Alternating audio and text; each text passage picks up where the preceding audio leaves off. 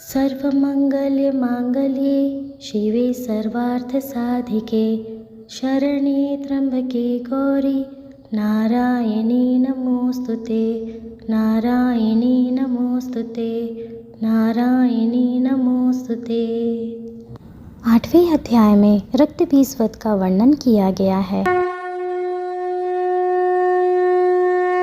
ऋषि कहते हैं, चंड और मुंड नामक दैत्यों के मारे जाने तथा बहुत सी सेना का संहार हो जाने पर दैत्यों के राजा प्रतापी शुंभ के मन में बड़ा क्रोध हुआ और उसने दैत्यों की संपूर्ण सेना को युद्ध के लिए कुछ करने की आज्ञा दी। वह बोला, आज उदय युद्ध नाम के 86 दैत्य सेनापति अपनी सेनाओं के साथ युद्ध के लिए प्रस्थान करें।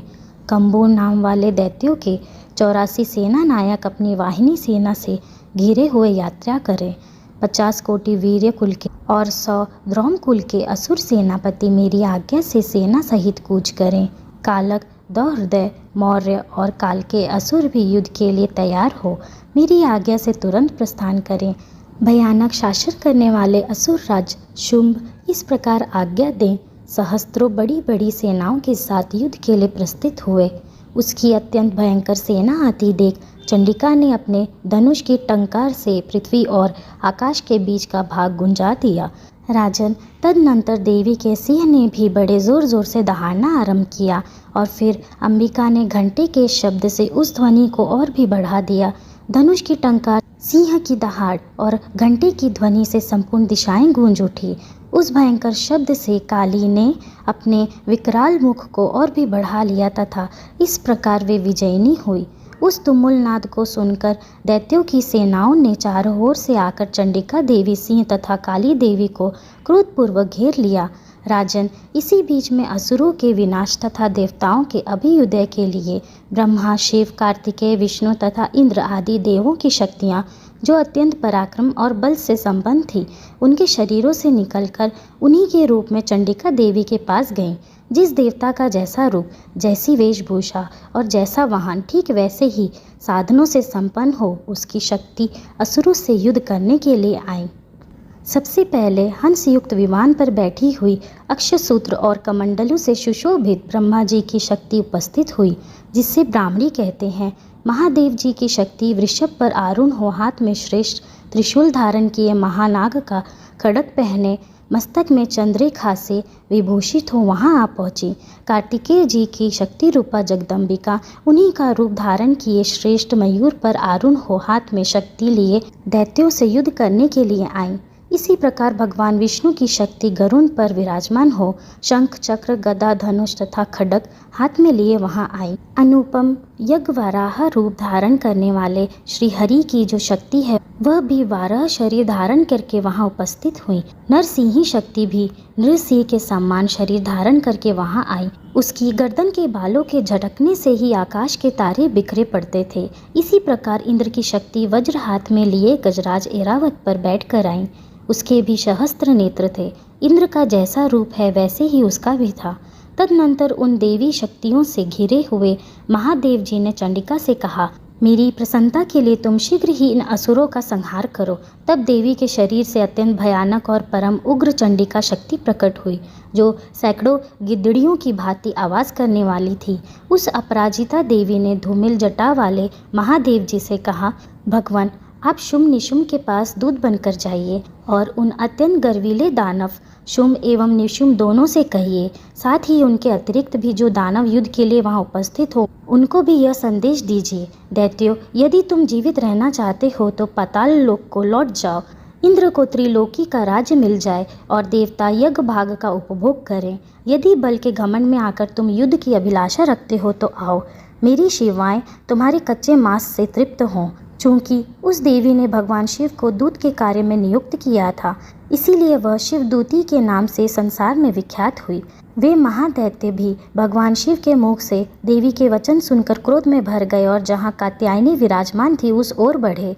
तदनंतर वे दैत्य अमर्ष में भरकर पहले ही देवी के ऊपर बाण, शक्ति और वृष्टि आदि अस्त्रों की वृष्टि करने लगे। तब देवी ने भी खेल खेल में ही धनुष की टंकार की और उससे छोड़े हुए बड़े बड़े बाणों द्वारा दैत्यों के चलाए हुए बाण, शूल, शक्ति और फरसों को काट डाला। फिर काली ने उनके आगे होकर शत्रुओं को शूल के प्रहार से विदीर्ण करने लगी और खड्ग से उनका कचूमर निकालती हुई रणभूमि में विचरने लगी। ब्राह्मणी भी जिस जिस ओर दौड़ती उसी ओर अपने कमंडलू का जल छिड़ककर शत्रुओं की ओज और पराक्रम को नष्ट कर देती। महेश्वरी ने त्रिशूल से तथा वैष्णवी ने चक्र से और अत्यंत क्रोध में भरी हुई कुमार कार्तिकेय की शक्ति से दैत्यों का संहार आरंभ किया। इंद्र शक्ति के वज्र प्रहार से विदीर्ण हो सैकड़ों दैत्य दानव रक्त की धारा बहाते हुए पृथ्वी पर सो गए।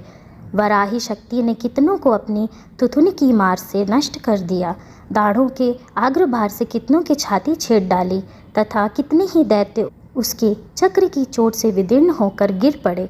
नरसिंही भी दूसरे महादैत्यों को अपने नखों से विदीर्ण करके खाती और सिंहनाद से दिशाओं एवं आकाश को गुंजाती हुई युद्ध क्षेत्र में विचरने लगी। कितने ही असुर शिवदूती के प्रचंड अट्टहास से अत्यंत भयभीत हो पृथ्वी पर गिर पड़े और गिरने पर उन्हें शिवदूती ने उस समय अपना ग्रास बना लिया। इस प्रकार क्रोध में भरे हुए मातृगणों को नाना प्रकार के उपायों से बड़े बड़े असुरों का मर्दन करते देख दैत्य सैनिक भाग खड़े हुए। मातृगणों से पीड़ित दैत्यों को युद्ध से भागता देख रक्तबीज नामक महादैत्य क्रोध में भरकर युद्ध करने के लिए आया।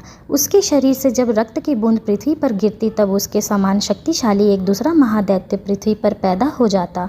रक्तबीज हाथ में गदा लेकर इंद्र शक्ति के साथ युद्ध करने लगा। तब ऐन्द्रिय ने अपने वज्र से रक्तबीज को मारा। वज्र से घायल होने पर उसके शरीर से बहुत सारा रक्त चूने लगा और उससे उसी के समान रूप का तथा पराक्रम वाला योद्धा उत्पन्न हुआ। उसके शरीर से रक्त की जितनी बूंदें गिरी उतनी ही पुरुष उत्पन्न हो गए। वे सब रक्तबीज के समान ही वीर्यवान, बलवान तथा पराक्रमी थे।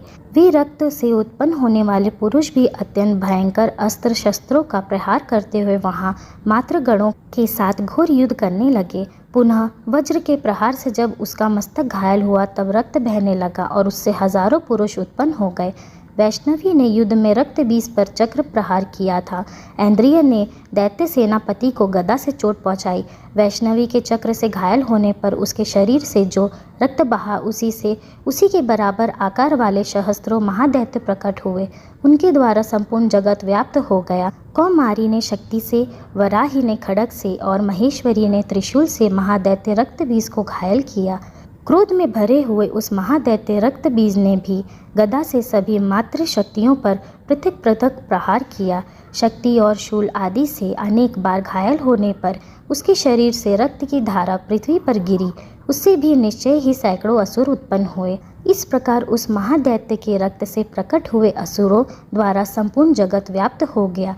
इससे उन देवताओं को बड़ा भय हुआ। देवताओं को उदास देख चंडिका ने काली से शीघ्रतापूर्वक कहा, चामुंडे, तुम अपना मुख और भी फैलाओ तथा मेरे शस्त्रपात से गिरने वाले रक्त बिंदुओं को और उनसे उत्पन्न होने वाले महादैत्यों को तुम अपने इस उतावले मुख से खा जाओ। इस प्रकार रक्त से उत्पन्न होने वाले महादैत्यों का भक्षण करती हुई तुम रण में विचरती रहो। ऐसा करने से उस महादैत्य का सारा रक्त क्षीण हो जाने पर वह स्वयं भी नष्ट हो जाएगा।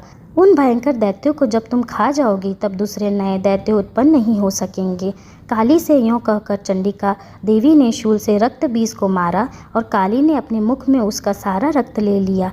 तब उसने वहाँ चंडिका पर गदा से प्रहार किया, किंतु उस गदापात ने देवी को तनिक भी वेदना नहीं पहुंचाई। रक्तबीज के घायल शरीर से बहुत सा रक्त गिरा, किंतु ज्यों ही वह गिरा त्यों ही चामुंडा ने उसे अपने मुख में ले लिया। रक्त गिरने से काली के मुख में जो महादैत्य उत्पन्न हुए उन्हें भी वह चट कर गईं और उसने रक्तबीज का भी रक्त पी लिया। तदनंतर देवी ने रक्तबीज को, जिसका रक्त चामुंडे ने पी लिया था, वज्र, बाण, खड्ग तथा रिष्टि आदि से मार डाला। राजन, इस प्रकार शास्त्रों के समुदाय से आहत एवं रक्तहीन हुआ महादैत्य रक्तबीज पृथ्वी पर गिर पड़ा। नरेश्वर, इससे देवताओं को अनुपम हर्ष की प्राप्ति हुई और मातृगण उन असुरों के रक्तपान के मद से उद्दत सा होकर नृत्य करने लगे। इसी प्रकार यहाँ रक्तबीज वध नामक 8वां अध्याय पूर्ण हुआ। जय माँ दुर्गे।